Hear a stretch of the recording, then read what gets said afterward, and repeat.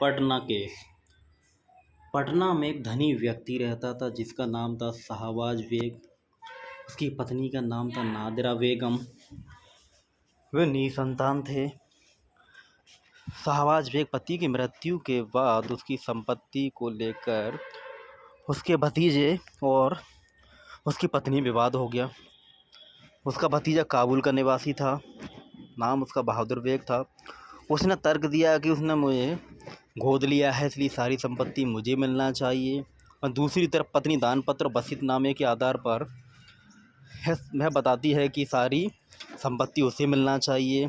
फिर उसके भतीजे ने पटना में केस कर दिया। उसकी जांच के लिए एक काजी, 2 मुफ्ती नियुक्त किए गए।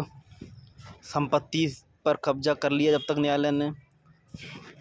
बेगम के साथ दुर्व्यवहार किया गया।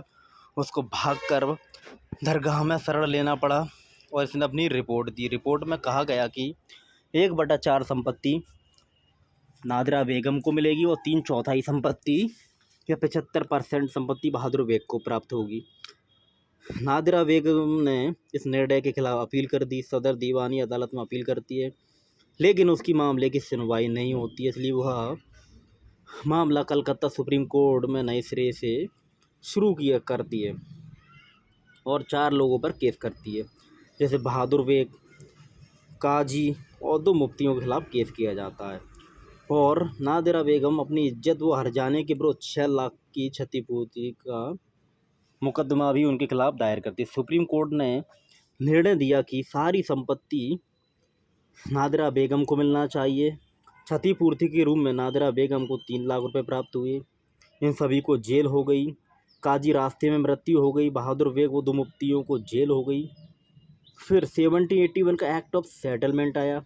उसके तहत इनको बहादुर बेग 2 मुफ्तियों को रिहाई मिली। इसमें प्रावधान था कि ब्रिटिश अधिकारियों को उनके प्रशासनिक कार्यों के लिए सुप्रीम कोर्ट के अधिकार क्षेत्र से दूर रखना था। इसका महत्व, सुप्रीम कोर्ट ने अपने अधिकार क्षेत्र का उल्लंघन किया था, क्योंकि काजी एवं मुफ्ती अधिकार क्षेत्र में नहीं आते थे सुप्रीम कोर्ट के। बहादुर बेग काबुल का निवासी था, वह भी सुप्रीम कोर्ट के अधिकार क्षेत्र में नहीं आता था।